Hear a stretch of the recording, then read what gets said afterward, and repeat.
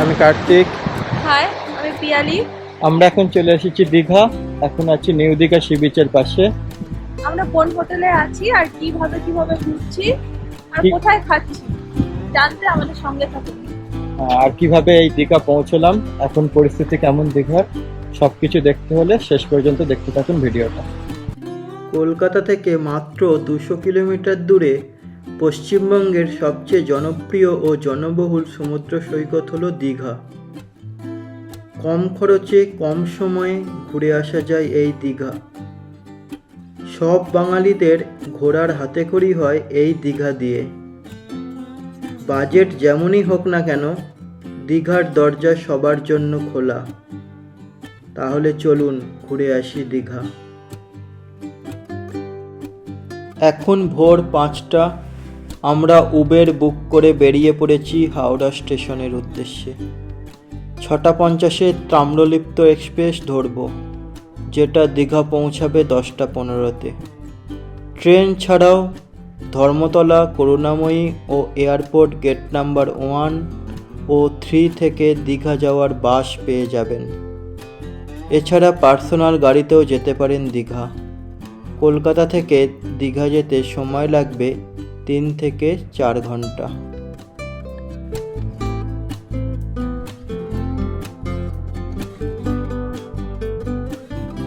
হাওড়া স্টেশনে 17 নম্বর প্ল্যাটফর্মে ট্রেন এসে গেছে। লাগেজ নিয়ে উঠে গেলাম ট্রেনে। আমরা যাচ্ছি এসি চেয়ার কারে। ভাড়া 380 টাকা পার হেড। সেকেন্ড সিটিংয়ের ভাড়া 105 টাকা পার হেড। আমাদের ফেরার টিকিট আছে সেকেন্ড সিটিংয়ে।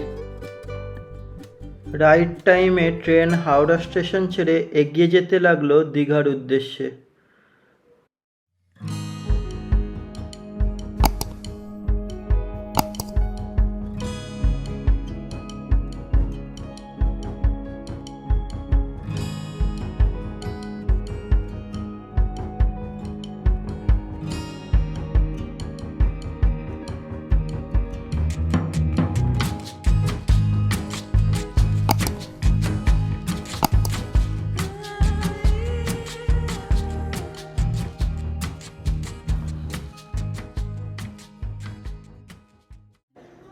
সাড়ে 3 ঘন্টা জার্নি করে অবশেষে দীঘা এসে পৌঁছলাম।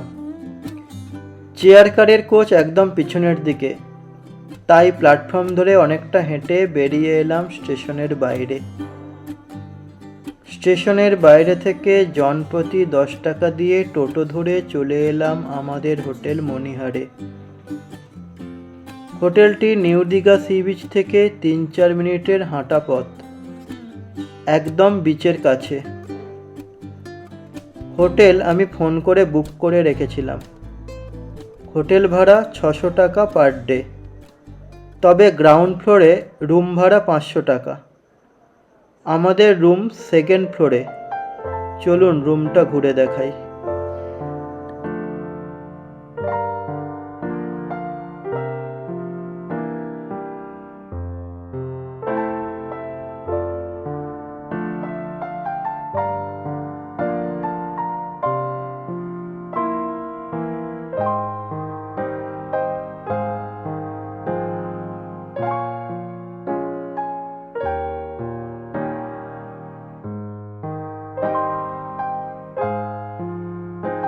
ফ্রেশ হয়ে লাঞ্চ করে বেরিয়ে পড়লাম।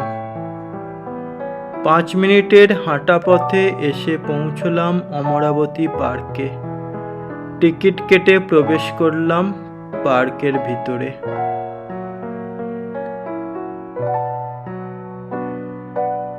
আমরা এখন চলে এসেছি অমরাবতী পার্কে। এন্ট্রি ফি 10 টাকা করে। চলুন ঘুরে দেখাই পার্কের ভিতরটা।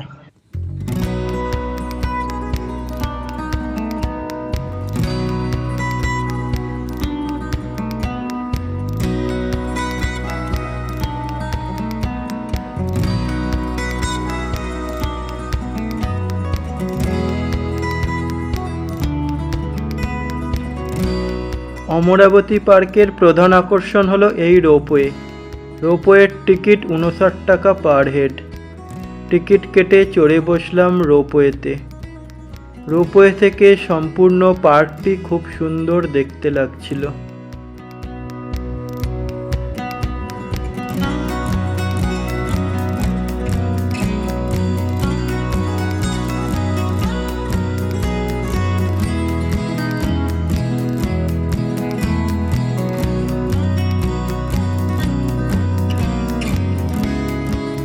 রোপওয়ে থেকে নেমে এলাম। চলুন এখন পায়ে হেঁটে পার্কটির অন্য প্রান্ত ঘুরে দেখি।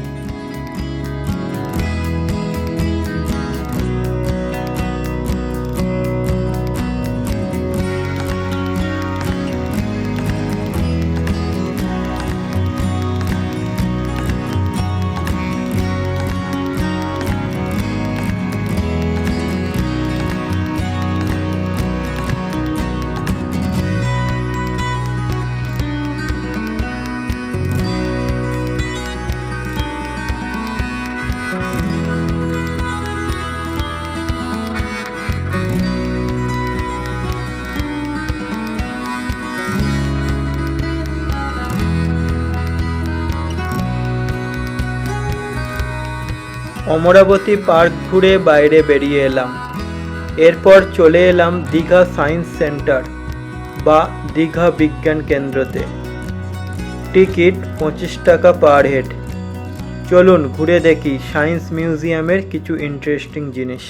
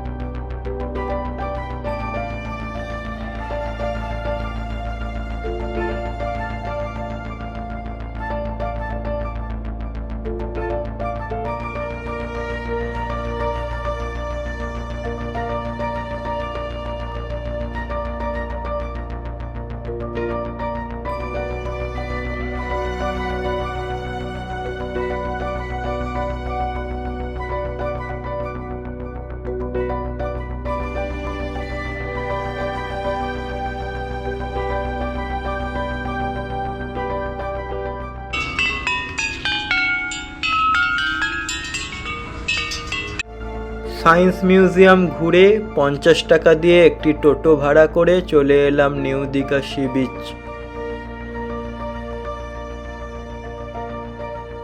দেখলাম সূর্য পশ্চিম দিগন্তে ঢলে পড়েছে, ধীরে ধীরে সন্ধ্যা নেমে এলো। বাকিটা টাইম সি বিচের ধারে কাটিয়ে দিলাম।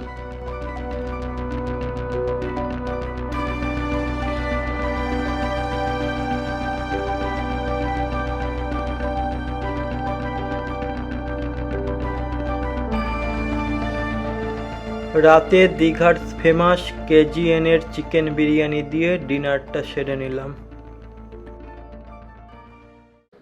আজ দ্বিতীয় দিন। সকাল সকাল ব্রেকফাস্ট করে একটা টোটো বুক করে বেরিয়ে পড়েছি। এখন ঘুরে দেখব তালসারি সি বিচ, চন্দনেশ্বর মন্দির আর উদয়পুর সি বিচ। এখন চলে এসেছি তালসারি সি বিচের কাছে। তালসারি উড়িষ্যার বালেশ্বর জেলায় এবং নিউ দীঘা থেকে মাত্র 9 কিলোমিটার দূরে অবস্থিত। এখানে একটি জেটি আছে। এখান থেকে এখন আমরা বোটে করে লাল কাঁকড়া দেখতে যাব। এর জন্য পার হেড 100 টাকা করে লাগছে। বোটে করে এখন যাচ্ছি তালসারির প্রধান আকর্ষণ লাল কাঁকড়া দেখতে।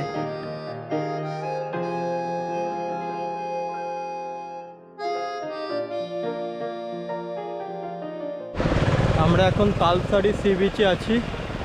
এসেছি লাল কাঁকড়া দেখতে। চারপাশের ভিউটা খুব সুন্দর।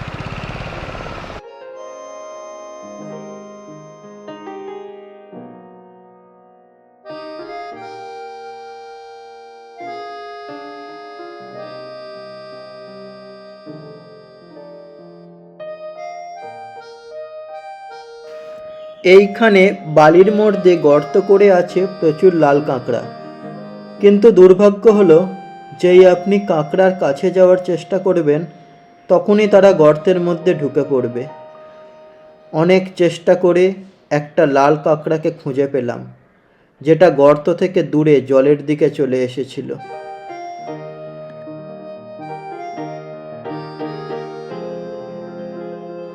তালসারি ঘুরে ফিরে এলাম জেটিতে। এখন চলে এসেছি চন্দনেশ্বর মন্দির। চন্দনেশ্বর মন্দির উড়িষ্যার বালেশ্বর জেলায় অবস্থিত একটি বিশাল শিব মন্দির। উড়িষ্যা ক্যালেন্ডার অনুযায়ী প্রতি বছর বছরের প্রথম দিনে এখানে বড় মেলা বসে।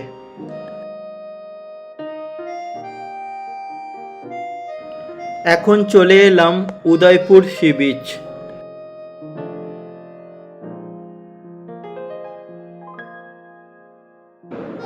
উদয়পুর বিচের প্রধান আকর্ষণ হলো এই টেন্টগুলো, আর টেন্টের নিচে চেয়ার টেবিলে বসে নোনা জলে পা ভেজাতে ভেজাতে সি ফুড এনজয় করা।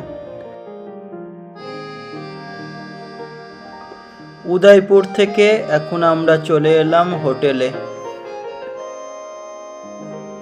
এখন লাঞ্চ করতে চলে এসেছি আমাদের হোটেলের ঠিক পাশে হোটেল সাগরির রেস্টুরেন্টে। এখানে খাবার খুব ভালো এবং দাম রিজনেবল।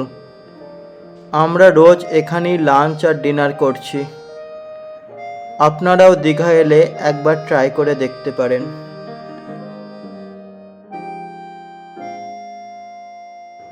লাঞ্চ করে দুপুর আর বিকেলটা বিচে স্নান করে কাটিয়ে দিলাম। সন্ধ্যায় চলে এলাম নিউ দীঘা বিচ মার্কেটে। বেশ বড় মার্কেটটি, চলুন ঘুরে দেখি মার্কেটটি।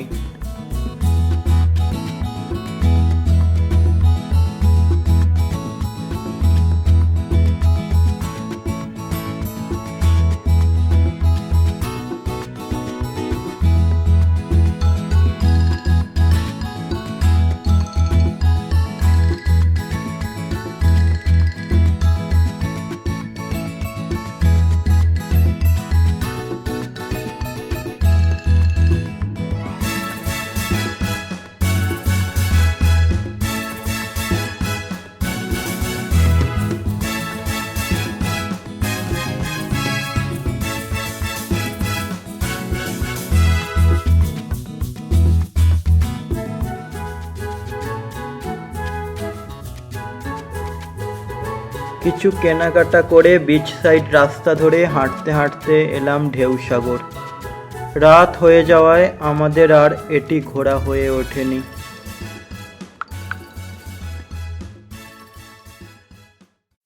আজ তৃতীয় দিন। ঘুম থেকে উঠে একটা টোটো ধরে এখন যাচ্ছি মোহনা।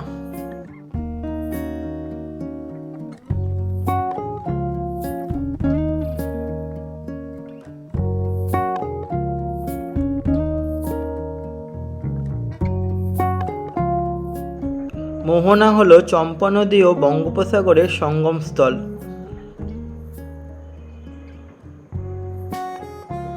এখন আমরা আছি মোহনা ওয়াচ পয়েন্টে।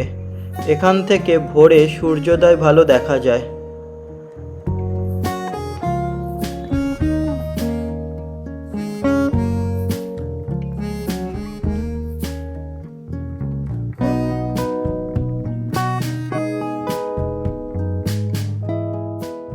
মোহনার বিচটি খুব সুন্দর, অনেক খাবারের দোকান আছে। এখান থেকে ব্রেকফাস্ট করে চলে এলাম ওল্ড দীঘা।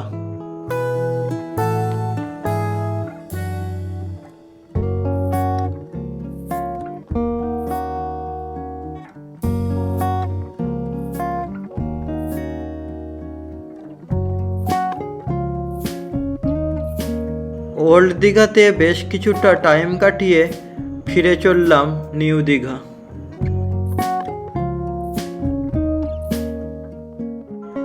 এখন চলে এসেছি বিচে। প্রচুর মানুষ স্নান করছে, আমরাও দেরি না করে নেমে গেলাম স্নানের জন্য।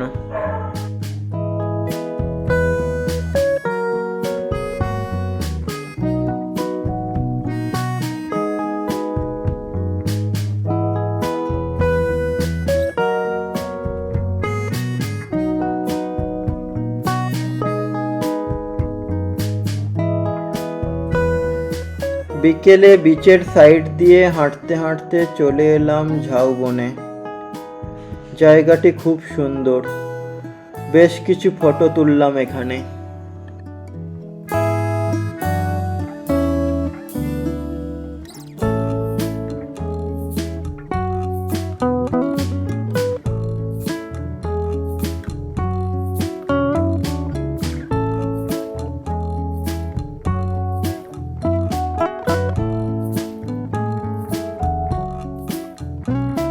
এখন দেখে নেওয়া যাক কলকাতা থেকে 3 দিনের দীঘা ট্যুরের খরচ কত হলো।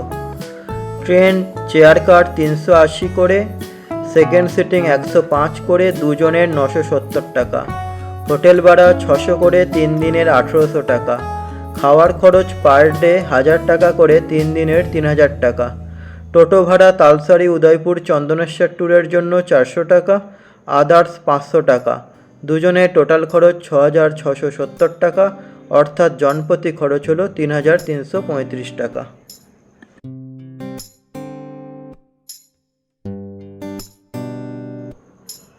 আজ আমরা ফিরে যাব হাওড়া। 10:35-এ ট্রামলিপ্ত এক্সপ্রেস ধরে ফিরে চললাম। ভিডিওটা যদি ভালো লেগে থাকে তাহলে অবশ্যই লাইক, শেয়ার, সাবস্ক্রাইব করবেন আমাদের চ্যানেলটা।